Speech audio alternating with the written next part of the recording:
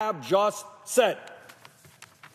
And if Mr. McConnell or anybody else wants to deny me the right to debate Jeff Sessions' qualifications, go for it.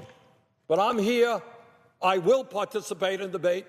I will oppose Jeff Sessions. And I think Senator Warren is owed an apology. With that, Mr. President, I yield, and I ask unanimous consent to enter into the record the statement of Coretta Scott King. Is there objection? Without objection. Mr. President.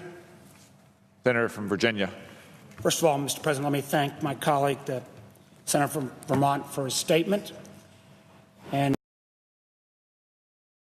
And remarkably, the events of the last 24 hours, with Senator Warren's comments, now your comments and others, and the fact that Senator Warren afterwards went out and using a social media medium, as this letter has now reached, as of this morning, more than 5 million Americans. I know Senator Sanders' comments this morning continue to expand on reaching Americans. And out of every challenge comes an opportunity, and the opportunity to make sure more Americans heard the very powerful words and her rationale against Senator Sessions, I think, was very important. So I thank him for his work on this and so many other things. Mr. President, I also rise today to voice my concerns about Senator Jeff Sessions' nomination to serve as U.S. Attorney General. While I respect Senator Sessions' decision to spend his career in public service, I cannot and will not support his nomination. I also rise to raise the concerns of thousands of my constituents who've contacted me about Senator Sessions. These Virginians worry about what his confirmation would mean for the rights of all Virginians and all Americans.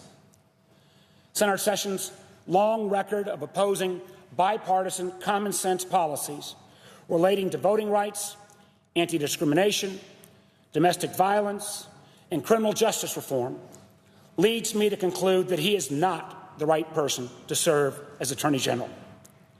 I'd like to take a couple of minutes, and I know I've got my friend the Senator from Minnesota coming after me, to talk about 5 areas of concern that I have with his nomination.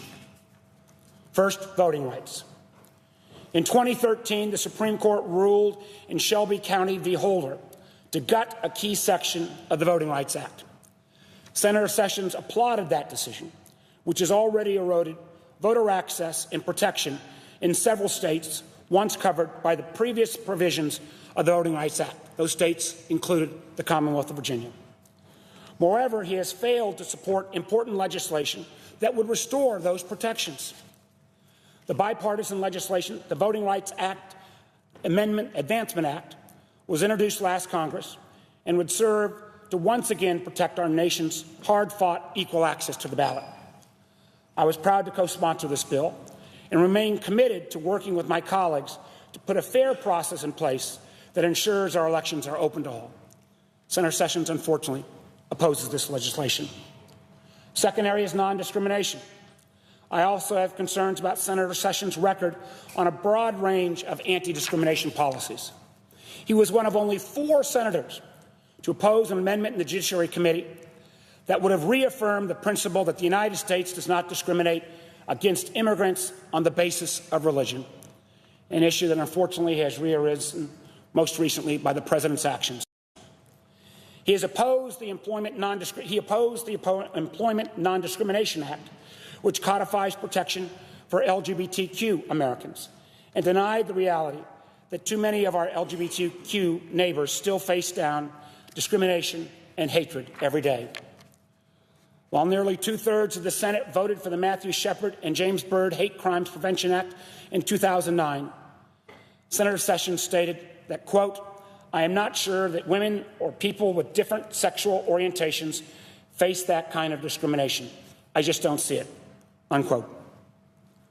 From opposing the DREAM Act to opposing repeal of Don't Ask, Don't Tell, Senator Sessions' views are outside the mainstream.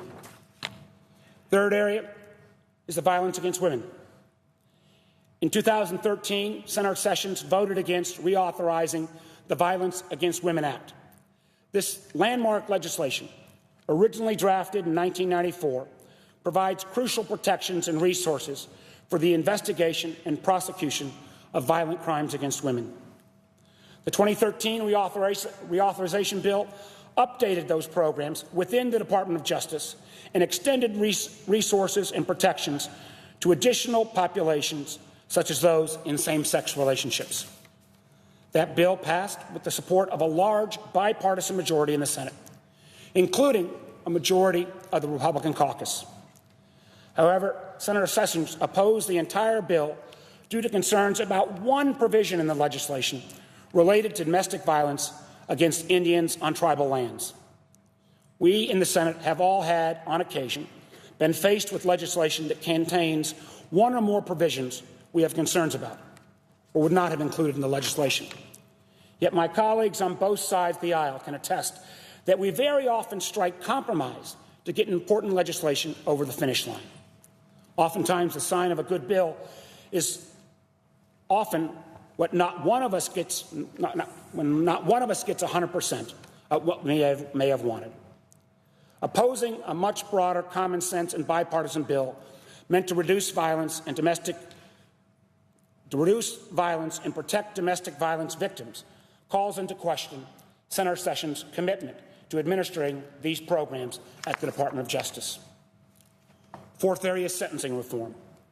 There is broad bipartisan recognition in the Senate that our broken criminal justice system is badly in need of reform. Likewise, there is bipartisan support for updating outdated statutes that tie judges' hands and often force them to hand down overly punitive mandatory minimum sentences. Yet last year, Senator Sessions again was one of only 5 Republicans on the Judiciary Committee to vote against this bipartisan criminal justice reform, which I'm a proud co-sponsor, the Sentencing Reform and Corrections Act. There is overwhelming support, both in this body and among the American public, for reforming a broken justice system and giving thousands of Americans a second chance to be productive members of society. I believe that Senator Sessions' views on criminal justice are at odds with what the American people want, and at odds with the basic principles of fairness and equality under a law that are supposed to be the hallmarks of our nation's justice system. Finally, on the question of independence, I'm concerned that Senator Sessions won't be sufficiently independent to execute the responsibilities of the Attorney General effectively. Doing this job, the way our founding fathers intended, requires a certain level of impartiality to fully and independently enforce our laws and protect the rights of the disenfranchised. Senator Sessions has said that achieving this level of neutrality means saying no to the president sometimes. This is one area which I agree with my colleague and very much want to take him at his word. However, given his vocal partisan support for President Trump and his refusal to commit in his confirmation hearing to fully enforce certain laws, I'm not convinced that Senator Sessions is fully prepared to faithfully execute this new set of responsibilities with the amount of independence that the job demands.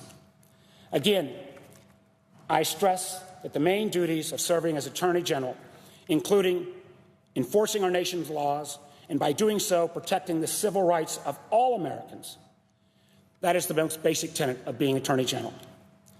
Given Senator Sessions' long record of opposing many of these fundamental laws, protect civil rights and equality for all, I have grave concerns about him fulfilling and taking this position. For these reasons, I'm unable to support Senator Sessions' nomination to be Attorney General, and I encourage my colleagues to take these concerns under consideration as we move forward to a final vote on this nomination. Mr. President, I yield the floor. Mr. President.